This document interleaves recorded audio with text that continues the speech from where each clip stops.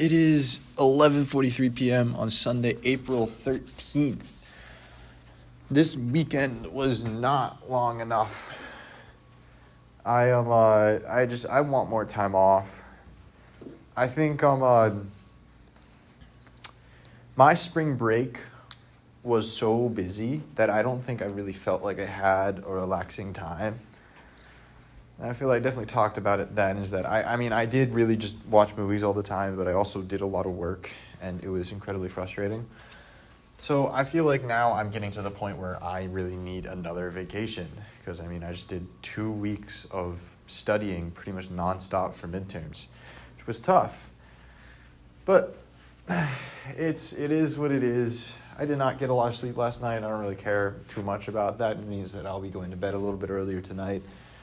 There's this weird thing going on where I'm trying to get a floating point exception, and all I need to do is divide by 0, but for some reason Mac OS handles a divide by 0. I don't know why. It's really confusing. And so I want to get an exception, and I want to be able to have the thing handle it, but it just handles it. And I can get maybe if I just do literally divide by 0 instead of saying, oh, this variable is 0, and then I divide a number by that variable. If I just do divide by 0, it creates a warning, a compiler warning, not a runtime warning. So I don't even know how to fix it. I'll have to ask the professor tomorrow. But the thing I kind of want to talk about are open worlds in video games. Because I've been seeing a lot of discourse on the internets about, are we getting open world fatigue?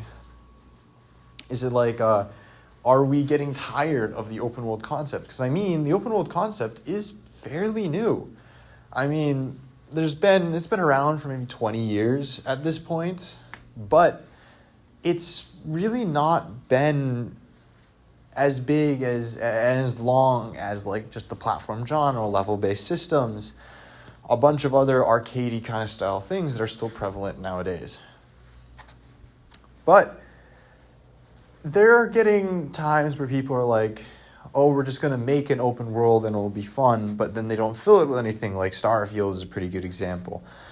But then you get that sometimes that's a design choice, where I saw this game where it's like you could travel from here to here, but it'll take literally 3 days because it's real-time travel. And the whole point of that is that it's an element of the quest system where you have to factor in time and a bunch of other things. So it's purposeful. But most games don't do that, and they're just kind of meh. And I've been thinking about it because I've been playing a lot of Elden Ring, which is an open world game, which does it exceptionally well. And I also think of Breath of the Wild a lot and Tears of the Kingdom, but those kind of can go hand in hand. Because those are I would say that's my favorite game of all time. I would argue it's one of the better games of all time. But I digress, because that's really just a matter of personal opinion and a lot of nostalgia glasses on that. But those handle it, I think, in a pretty similar way. I would say Elden Ring and Tears of the Kingdom are actually more similar in general, because they say go on and do literally whatever you want. You can go anywhere, pretty much. There's some places you can't go, like you can't go to Leyndell. You can't go to the consecrated snowfield after, like, you have to do some things to progress. But you can go fight Radahn if you want right now. You can skip Margit. You can skip Godric. You can literally go directly to Rennala or go up and go fight the really big dragon up above Caelid or something. You can do literally whatever you want, and it's all up to you and all up to what you really want to do. Because the game doesn't make you say, oh, you can't go here. It gives you the, oh, you shouldn't be here kind of warning with enemy levels and like the amount of damage they do to you and how much you don't do to them. So it gives you a warning of like, you probably shouldn't be here. You can if you want, but you probably shouldn't.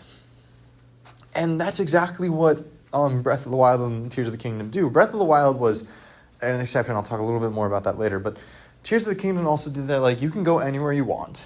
Some places are probably going to be a little bit more high level than you want. You're going to be fighting some more white bokoblins and a bunch of other things. But you can go everywhere you want. You can do whatever you want. You can do in whatever order you want. There are some things that are maybe necessary, but you can literally do whatever you want. And those two do it, I think, in a perfect way. And it's not to mention that they have a vast world that's filled to the brim with things to do and places to explore. But I think doing it in a way like that, where it's less of, here, you can go here, you go here, you go here, and the map tells you, the game tells you, it's all about what you want to do as a player.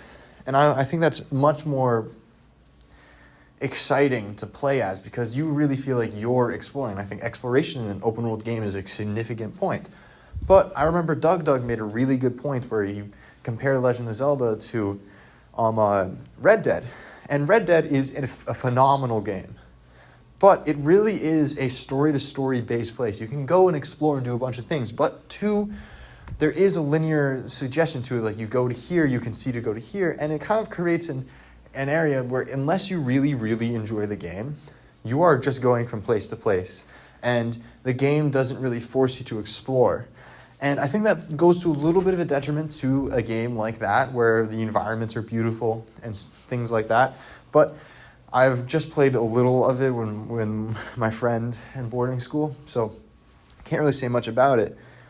But what I want to get at is just Breath of the Wild and the feeling of freedom. And I think Breath of the Wild was really the first game to capture the true feeling of an open world experience. And it really is just due to the fact that they said, do whatever you want, I don't care. That made it so much better, a better experience for the player. And I will say that this does not work for every open world game. Open world games have to go within their playstyle, and one of the biggest components of Breath of the Wild was exploring and going around the world and seeing what's going on and trying to fix things. And that's really good within the story of the game, but also what the game was trying to do, which, again, is literally just exploration.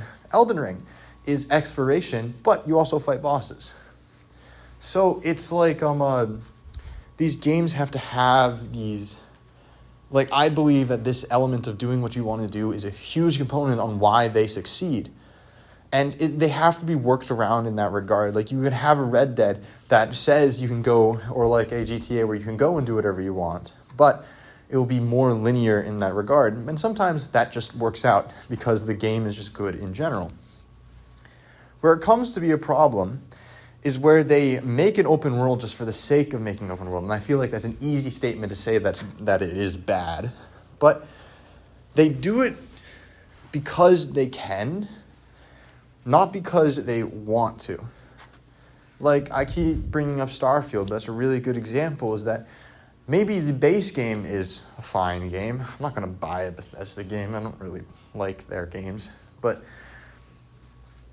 you can go around and do what you want and explore, but it doesn't really feel like it means much.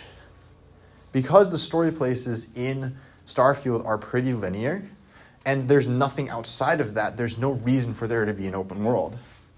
I would say a really, really good counterexample to a Starfield failure is No Man's Sky. No Man's Sky I really played quite a bit about, and I only played like 5 hours, and I didn't really enjoy it because there was a little bit of a lack of story in general, and I feel like I want a little bit more just because I like a good story in a video game. But they had that element of the world is vast and empty, but you can go places and find interesting places, find interesting areas. Like, I would go to a planet and I discover a planet, and that's so cool. And that uses the emptiness of space and the emptiness of its area to its advantage. To say exploration is you find this place here or this planet and it feels exciting that you found it. Whereas in Starfield, there's nothing around because they just didn't add anything. So I do have to get going because I really do want to go to sleep earlier today. But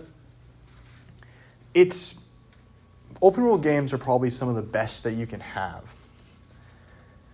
But they really all come down to, are they willing to do it right?